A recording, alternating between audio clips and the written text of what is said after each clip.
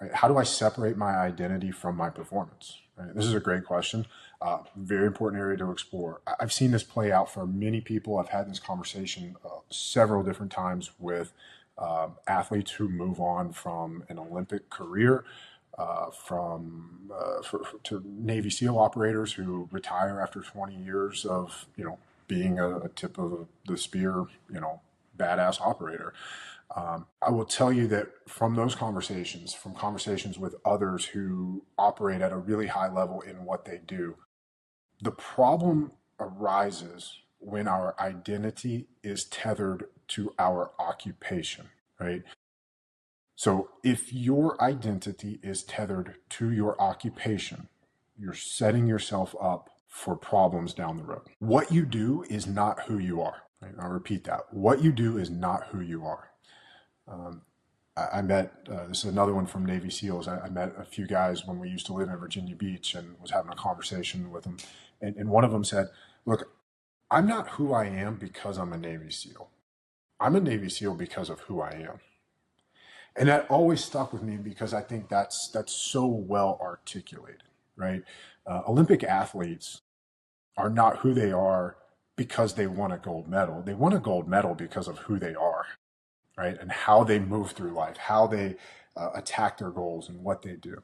Now, if that's not an automatic, right? It's also dependent upon how they see themselves. And back to the previous question of, their self-worth. And so for a lot of people, especially people who excel at a thing very early on in life, we see this a lot in athletes, right? You become really good at swimming or baseball as a kid. And that is how people start to show you love and show you appreciation, and all the positivity and all the good things in your life come from that activity that you're really good at.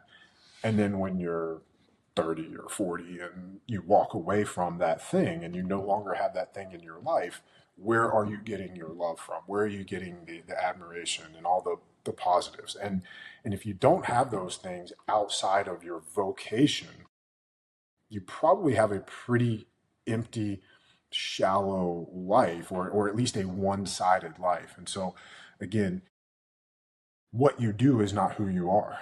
So regardless of how good you are at your job, or regardless of what you do, making sure that you're building your identity around your values, the things that you love, the things that you care about, the things that are intrinsic and internal to you, right? If we took away the job, you'd still have the skills, the traits, the characteristics that make you you, right? So those are the things to focus on. That's who you are. Right? So this leads into a question of, if you're struggling with this, ask yourself, who are you? Right? First answer, who am I? Right? Your values, your identity. You define those things so that no one or nothing else defines it for you. This is one of the reasons I hate going to like social events or parties or gatherings where the first thing anyone asks is, what do you do? Right? All they want to know is, what do you do for a living? How do you get paid? Let me now put you in this box of, okay, you're a lawyer, you're a doctor, you're a firefighter, whatever. Nobody actually means any harm by doing this. We simply can't process everything there is to know about you, the first, a new person that we meet in the first 30 seconds, right? And so it's a way of, I don't want to say it's mental laziness, but it's a process that we have to pigeonhole people or make our brains do less work. But we're so conditioned to answer questions in that way, right? I'm a doctor. Okay. Now I start to identify as, I'm a doctor, I'm a lawyer, I'm a baseball player, I'm an Olympic swimmer, I'm a whatever.